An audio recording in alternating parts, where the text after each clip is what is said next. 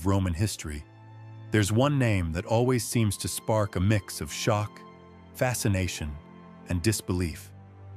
Marcus Aurelius Antoninus Augustus, better known to the world as Elagabalus. At just 14 years old, this Syrian teenager was catapulted to the throne of the most powerful empire on earth. But this wasn't some child ruler hiding behind his advisors. Elagabalus brought with him a wave of religious rituals, personal habits, and cultural customs that rocked even the open-minded citizens of cosmopolitan Rome. What followed was a 4-year reign that shattered nearly every Roman tradition, political, religious, and even sexual. But Elagabalus's story isn't just one of imperial extravagance or youthful arrogance. It's a story of deep cultural conflict, a clash between East and West, between Roman identity and foreign influence, between rigid gender expectations and radical self-expression. And through it all, his reign pulled back the curtain on deep fractures already forming in Roman society, cracks that would eventually erupt into full-blown crisis in the chaotic 3rd century. To really grasp what Elagabalus meant to Rome, we have to understand the world he was born into. The early 3rd century was an unstable time. Sure, Rome had reached its maximum size under Emperor Trajan, stretching from Britain to the Persian Gulf. But beneath the surface, things were beginning to fall apart. Military threats were mounting along the borders. The economy was wobbling. Politics had turned into a brutal game of backstabbing, bribery, and bloodshed. Elagabalus came from the Severan dynasty, a line of emperors that had already introduced African and Syrian elements into the Roman elite. His great-great-uncle, Septimius Severus, had taken the throne by force and held it with the help of a loyal army. That reliance on military support would end up being the key to understanding how a teenage priest from Syria ended up ruling the Roman world. Let's talk about Syria for a moment. This wasn't just some backwater province. Syria had been a cultural crossroads for centuries, absorbing and mixing influences from Greece, Persia, Rome, and the ancient Semitic world. Its religious traditions stretched back to before Rome even existed. One of those traditions centered on the worship of Elagabal, a sun god represented by a sacred black stone, believed to be a meteorite, that was kept in a grand temple in the city of Emesa. Elagabal wasn't just about sunlight. He symbolized fertility, divine kingship, and cosmic power. Worship involved music, dancing, and elaborate ceremonies that were completely foreign to Roman norms. In Syria, the priests of Elagabal weren't just spiritual leaders, they were political power players. And Elagabalus was one of them. He wasn't just a boy with royal blood. He was already a high priest, deeply embedded in a religious system that saw its god as supreme. And behind him stood a powerful network of women. His grandmother, Julia Maesa, his great-aunt, Julia Domna, the wife of Septimius Severus, and his mother, Julia Soaemius. These were no ordinary Roman women. They wielded serious influence, blending court intrigue, dynastic ambition, and Eastern religious tradition into a potent political force. So how did Elagabalus go from temple priest to Roman emperor? It all started with an assassination. In 217 AD, Emperor Caracalla was murdered by his own Praetorian prefect, a man named Macrinus. Macrinus seized power, but he wasn't a member of the Severan family. And more importantly, he failed to win over the Eastern legions. Julia Maesa, exiled after Caracalla's death, saw her chance. She began spreading a carefully crafted rumor that her grandson, the teenage priest Elagabalus, was actually Caracalla's illegitimate son. Whether or not it was true didn't matter. The idea gave him dynastic legitimacy. It gave soldiers a reason to rally around him. In May of 218 AD, things came to a head. At the legionary camp near Emesa, Julia Maesa bribed officers and promised fat bonuses if they backed her grandson. When Elagabalus appeared in royal purple, claiming to be the rightful heir of Caracalla, the soldiers declared him emperor on the spot. The rebellion spread like wildfire. Word of the new emperor's charisma, his resemblance to Caracalla, and the promised donatives reached other provinces. One by one, legions switched sides. Macrinus tried to crush the uprising, but his forces were no match. In June 218 AD, at the Battle of Antioch, his army was routed. Macrinus fled, only to be captured and executed before he could escape to Rome. And just like that, the Roman Empire had a new master. A 14-year-old boy, a Syrian priest. A symbol of everything traditional Rome feared and didn't understand. But Elagabalus wasn't ruling alone. Behind the scenes, Julia Maesa and Julia Soemius were calling the shots. They had pulled the strings that brought him to power, and they weren't about to let him rule unsupervised. At least that was the plan. As the new emperor began his slow journey from Syria to Rome, a trip that took over a year, something started to change. Unlike previous child rulers who were content to let others lead in their name, Elagabalus wanted real control. He ordered the execution of Macrinus's supporters. He filled key positions with his own allies. He wasn't just a puppet anymore. He was becoming his own ruler. And reports of his behavior began trickling into the capital. Romans heard whispers of strange religious rituals, of a young emperor dressed in foreign robes, of plans to shake up the entire Roman religious system. Suspicion quickly turned to dread.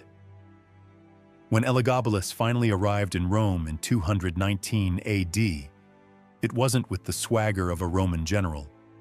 He came dressed in silk, wearing makeup, adorned with jewels. But more shocking than his appearance was what he brought with him: the sacred black stone of Elagabal. It had been carefully transported from Emesa and was to be installed in a new temple right on the Palatine Hill, the symbolic heart of Roman power. This wasn't just cultural exchange, this was a religious revolution. Elagabalus declared that the god Elagabal wasn't just one more deity to add to Rome's pantheon. He was the god, supreme even over Jupiter. Traditional Roman gods, subordinate, and Elagabalus himself would serve as the high priest. Daily rituals began, unlike anything Rome had seen. Music, dance, incense, processions, elaborate ceremonies filled the streets. And at the center of it all was the emperor himself, wearing flowing robes and a jeweled crown, performing rites that many Romans found deeply unsettling. But the real shock came with the emperor's personal life. His adoption of feminine clothing, his gender-fluid presentations during religious rites, his relationships with men, his marriage to a Vestal virgin, an act so taboo it was practically unthinkable. To conservative Romans, it all felt like a collapse of order, a sacrilege, a threat to everything they understood about religion, gender, and imperial authority. And Elagabalus wasn't backing down. For the conservative elites of Rome, Elagabalus wasn't just strange, he was terrifying. Every day, it seemed, brought a new scandal, a new outrage, a new ritual that defied Roman tradition. What had started as whispers became cries of alarm. And yet, the emperor pressed forward, determined to reshape the empire in his own image. One of the most shocking moves came when Elagabalus married Julia Paula, a noble Roman woman of high standing. It was meant to be a gesture toward tradition, a way of showing respect to Roman customs. But the marriage barely lasted a year. The reason? Elagabalus cast her aside to marry Aquilia Severa, a Vestal virgin. To understand how scandalous this was, you have to know the role of the Vestals. They were more than just priestesses. They were living symbols of Rome's spiritual purity. Sworn to 30 years of chastity and service to the goddess Vesta, any breach of their vow was considered a direct threat to the well-being of the entire empire. Punishment for a Vestal breaking her vow was being buried alive.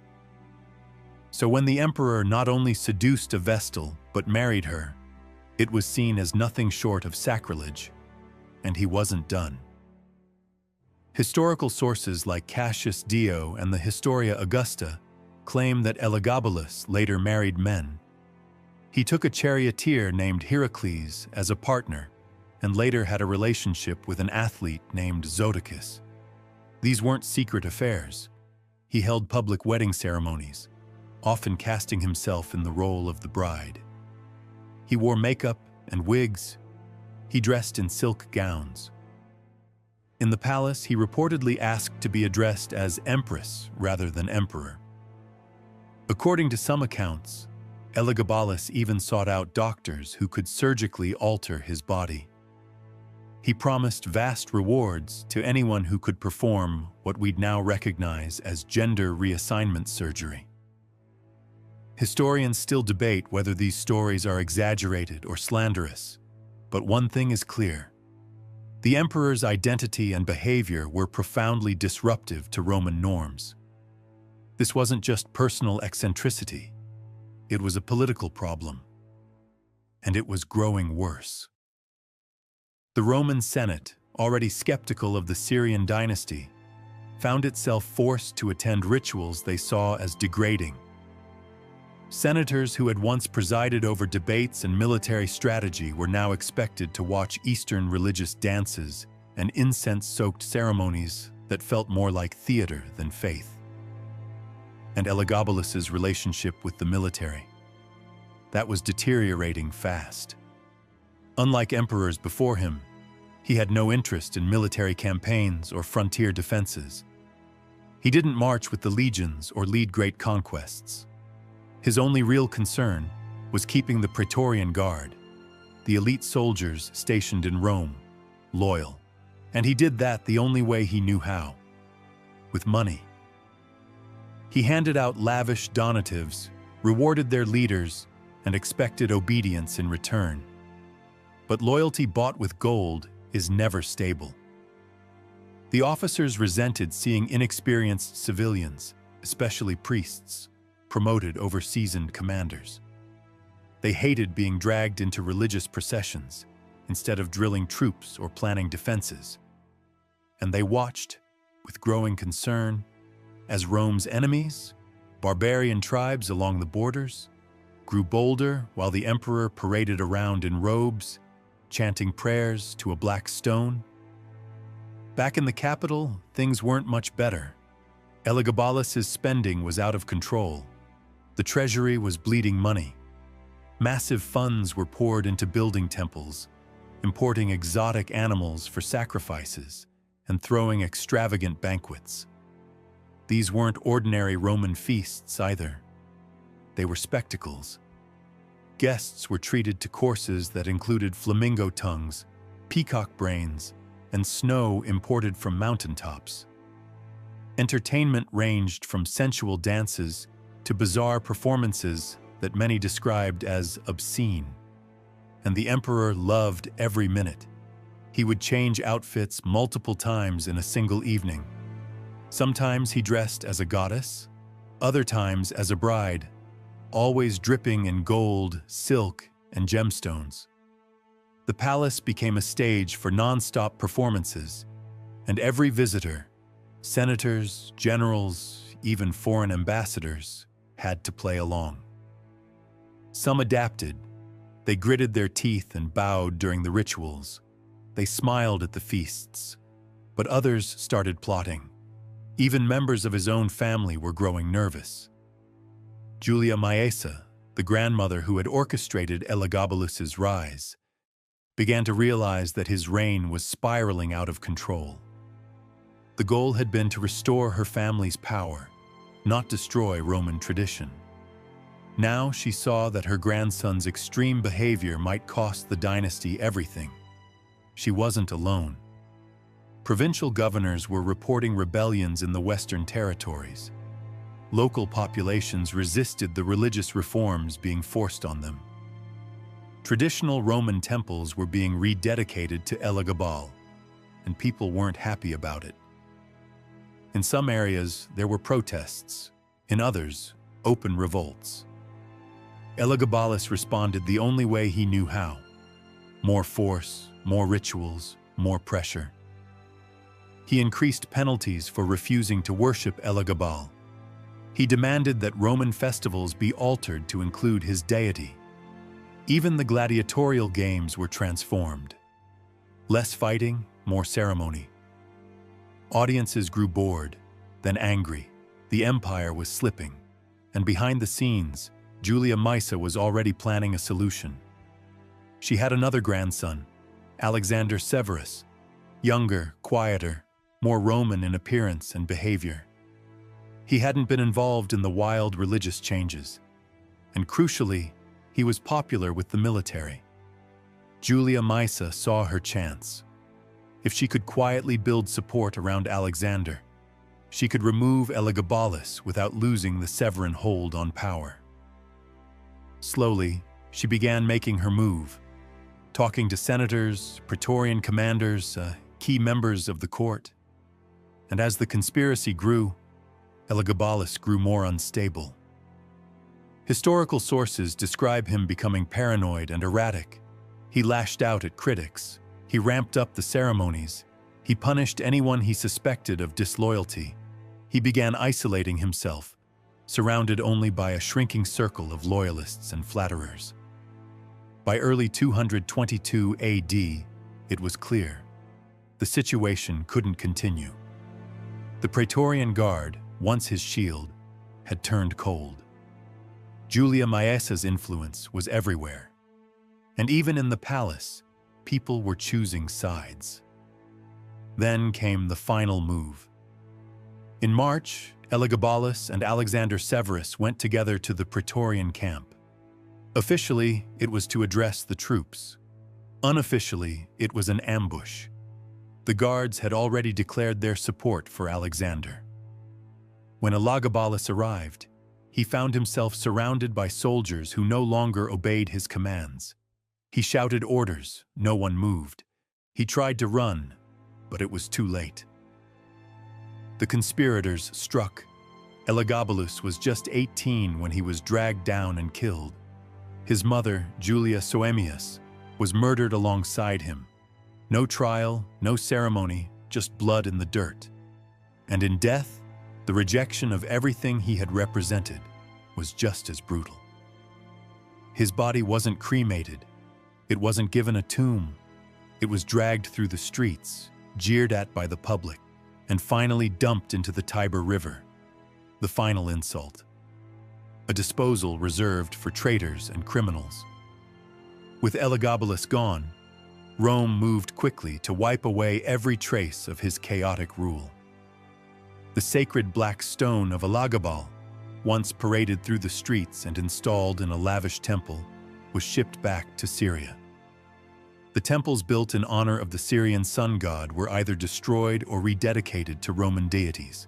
Even the emperor's name and image were erased from public monuments and records under a punishment known as damnatio memoriae, the official erasure of someone's memory from history. But as history often shows, the more extreme the legacy, the harder it is to erase.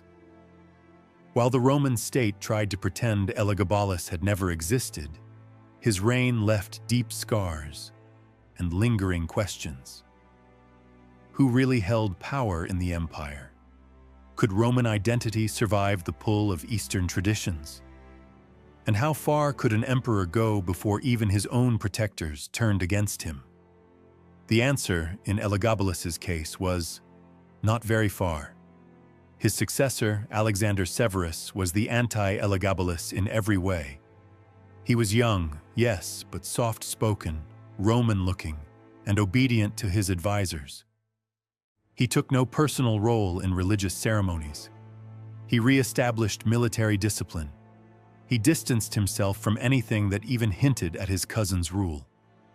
Behind the scenes, however, the same woman who had elevated Elagabalus was orchestrating this new reign, Julia Maesa.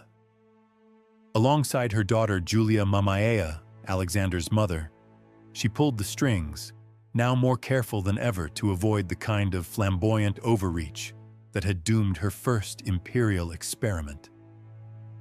The empire breathed a sigh of relief, but even as Rome returned to its traditional rituals and social codes, the memory of Elagabalus haunted the city. His reign had thrown open doors no one could fully close.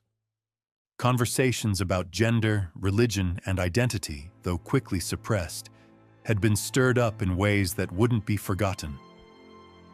Ancient historians like Cassius Dio and Herodian, who chronicled this period, wrote about Elagabalus with a mix of horror and dark fascination.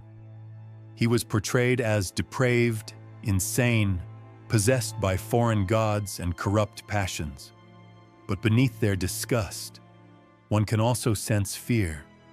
Fear that Rome itself might be more fragile than they'd thought. And for all their efforts to bury his legacy, Elagabalus kept returning in whispers and stories. He was remembered not just for his decadence or sacrilege, but for how deeply he had unsettled the foundations of Roman identity. Here was an emperor who dared to redefine everything: who the emperor could love, how he could dress, which gods Rome should worship, and even what it meant to be a man. In modern times, some have looked back at Elagabalus not just as a symbol of chaos, but as a surprisingly modern figure. Discussions about gender fluidity and non-binary identity have led some to reinterpret his reign through a different lens, not just as a failed emperor, but as someone whose personal identity was radically out of sync with his world. Still, we can't ignore the political and administrative consequences of his rule. His reign damaged Rome's stability at a time when the empire desperately needed cohesion. His neglect of the military emboldened external threats. His lavish spending strained the imperial budget. And his complete disregard for Roman tradition alienated the very institutions that kept emperors in power. In that sense, Elagabalus was less a cause of Rome's decline than a symptom of it. The 3rd century would go on to be one of the most turbulent in Roman history. In the 50 years after his death, the empire would cycle through over 24 emperors, many of whom were assassinated. Civil wars became routine. Borders crumbled. Plagues and economic disasters battered the state. And under all of it, Rome wrestled with its identity. Roman, yet increasingly influenced by the cultures it had conquered. Elagabalus had simply been ahead of his time, or perhaps too far outside of it. He remains one of the most controversial figures in Roman history. Not because he was the worst emperor Rome ever had. Many were more violent, more incompetent, or more corrupt, but because he challenged the empire on a level no battlefield could reach. He dared to reshape the empire's soul, and for that, the empire struck back. Hard. Yet centuries later, his story still echoes. A young boy from Syria who rose to the highest seat of power, tried to turn Rome into something entirely new, and paid the ultimate price for it. Maybe that's why we're still talking about him. Maybe that's why, despite all the efforts to erase his memory, Elagabalus refuses to disappear.